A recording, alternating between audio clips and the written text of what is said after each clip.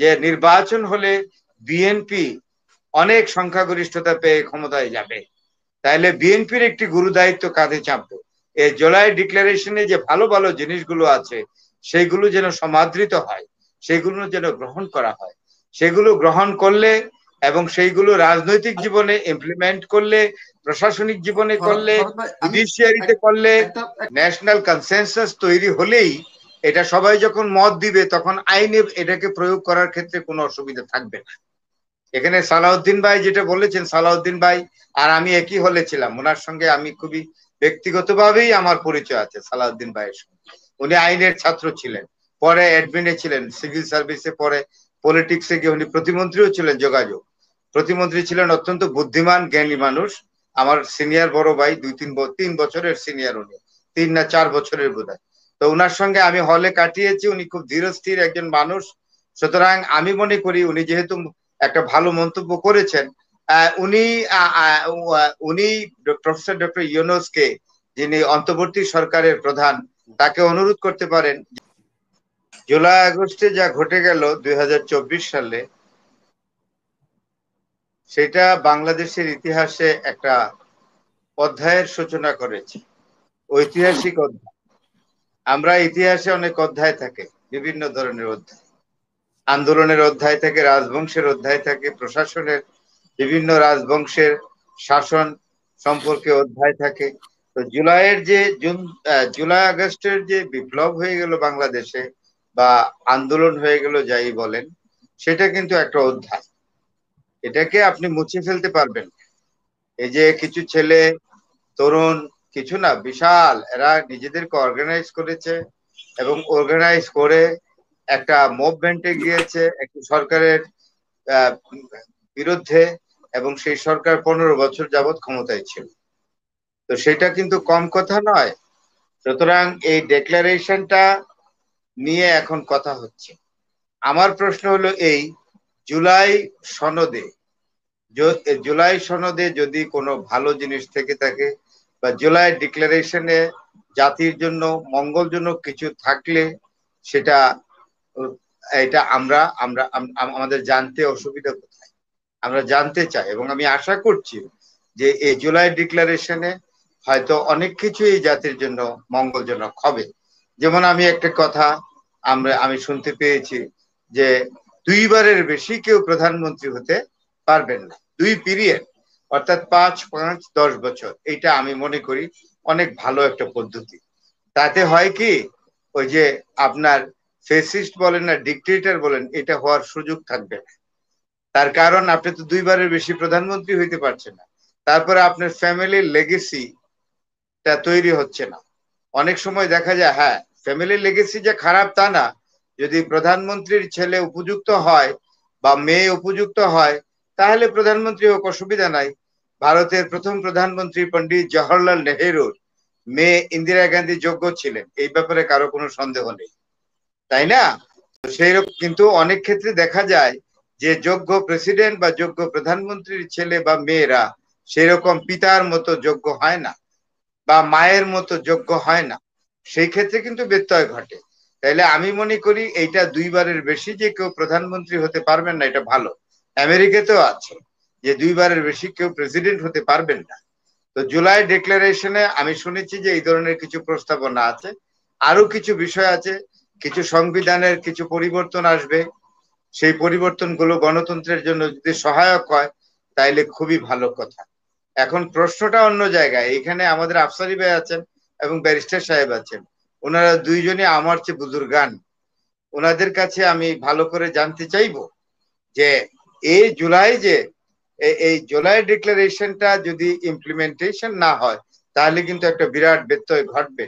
এটা ডিপেন্ড করছে নির্বাচিত যে সরকার আসবে সামনের দিনগুলোতে, বা এই যে নির্বাচনের তারিখ অলরেডি একটা রাফ ডেট ঘোষিত হয়েছে, সেই সময় যদি নির্বাচন হয় তাহলে একটি রাজনৈতিক দল নির্বাচনে জয়ী হয়ে সরকার গঠন করবে, এবং সরকার গঠন করে যে পার্টি বা যে দল, রাজনৈতিক দল সরকার গঠন করবে, সেই রাজনৈতিক দলটি এই জুলাই ডিক্লারেশন কে কিভাবে নিবে।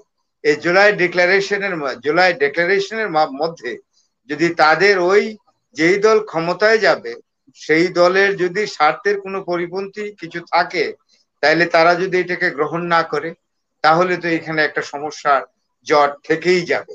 তো আমার যেটা অতি সাধারণ মানুষ হিসেবে আমি যেটা বলতে চাচ্ছি সেটা হলো এই, একটা ন্যাশনাল কনসেনসাস দরকার, একটা জাতীয় ঐকমত্য দরকার।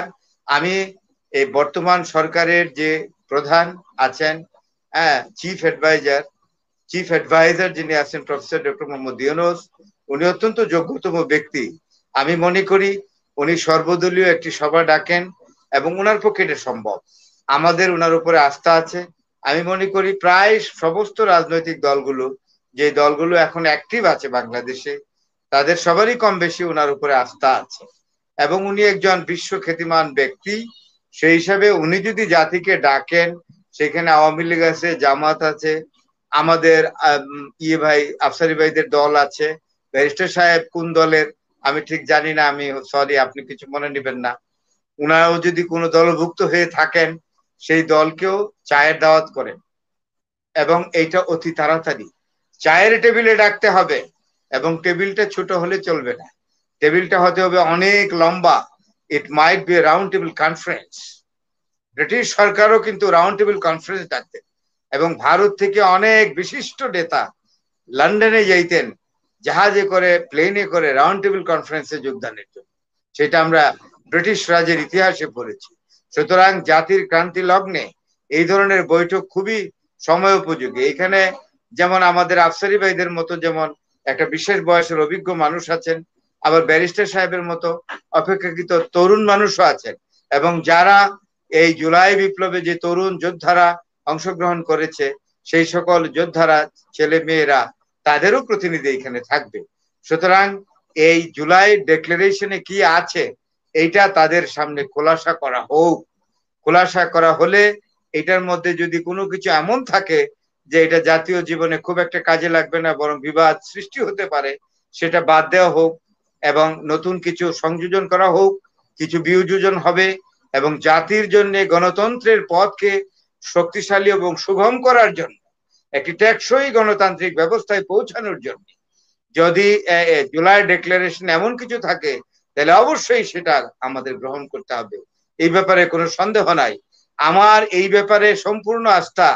যে অবস্থা দৃষ্টি মনে হচ্ছে যে নির্বাচন হলে বিএনপি অনেক সংখ্যাগরিষ্ঠতা পেয়ে ক্ষমতায় যাবে, তাইলে বিএনপির একটি গুরু দায়িত্ব কাঁধে চাপবে। এই জুলাই ডিক্লারেশনে যে ভালো ভালো জিনিসগুলো আছে সেগুলো যেন সমাদৃত হয়, সেগুলো যেন গ্রহণ করা হয়।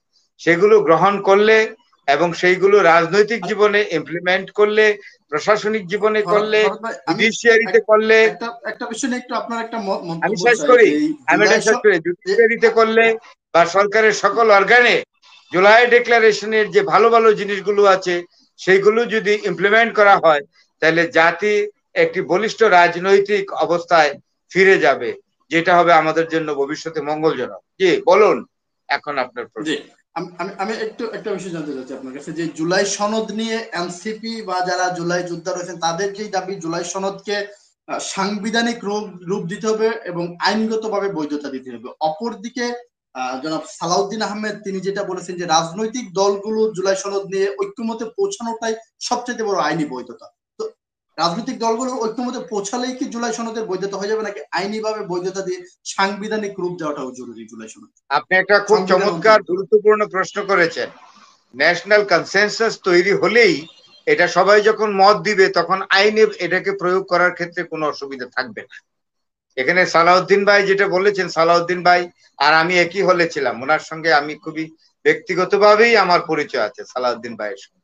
উনি আইনের ছাত্র ছিলেন, পরে অ্যাডমিনে ছিলেন, সিভিল সার্ভিসে, পরে পলিটিক্সে গিয়ে উনি প্রতিমন্ত্রীও ছিলেন, যোগাযোগ প্রতিমন্ত্রী ছিলেন। অত্যন্ত বুদ্ধিমান জ্ঞানী মানুষ, আমার সিনিয়র বড় ভাই, 3 বছরের সিনিয়র, উনি 3 না 4 বছরের বোধহয়। তো উনার সঙ্গে আমি হলে কাটিয়েছি, উনি খুব ধীরস্থির একজন মানুষ। সুতরাং আমি মনে করি উনি যেহেতু একটা ভালো মন্তব্য করেছেন, উনি উনি প্রফেসর ডক্টর ইউনূসকে, যিনি অন্তর্বর্তী সরকারের প্রধান, তাকে অনুরোধ করতে পারেন যে আপনি একটি সর্বদলীয় সভা ডাকেন এবং সমস্ত রাজনৈতিক দলগুলো, যেহেতু দল আছে, সবাই যেন আসে, প্রয়োজনে সিভিল সোসাইটির সদস্যদেরকেও ডাকা হোক, বিভিন্ন পেশাজীবীর মানুষ যারা আছেন, রাষ্ট্র নিয়ে যারা চিন্তা করেন, রাষ্ট্র চিন্তক যারা, রাষ্ট্রের ভালো চান যারা, তাদেরকে নিয়েও ডাকুক, একটা বড় ধরনের একটা সভা হোক, বৈঠক হোক, হইতে অসুবিধা হয়। এই বৈঠকটাও জাতির ইতিহাসে একটা উজ্জ্বল দৃষ্টান্ত হয়ে থাকবে। আমি মনে করি বাংলাদেশ এর চেয়েও কঠিন সময় পার করেছে অনেক সময়, মুক্তিযুদ্ধের সময় এর চেয়েও কঠিন সময় ছিল, সেই অবস্থা আমরা পেরিয়ে আসছি। সুতরাং এখন যে আপাত দৃষ্টিতে মনে হচ্ছে যে আমরা একটা সংকটাপন্ন অবস্থায় আছি, আমি মনে করি সমগ্র রাজনৈতিক দলগুলো যদি বসে এবং সেইখানে যদি প্রফেসর ডক্টর ইউনূস সেটাকে প্রিজাইড করেন, আমি মনে করি একটা সলিউশন চলে আসবে এবং একটা প্লাস মাইনাসের মধ্য দিয়ে এই জুলাই সনদের যে স্পিরিটটা সেটা আসলে গৃহীত হবে। এবং আমি মনে করি যে এটা জাতির জন্য ভালোই।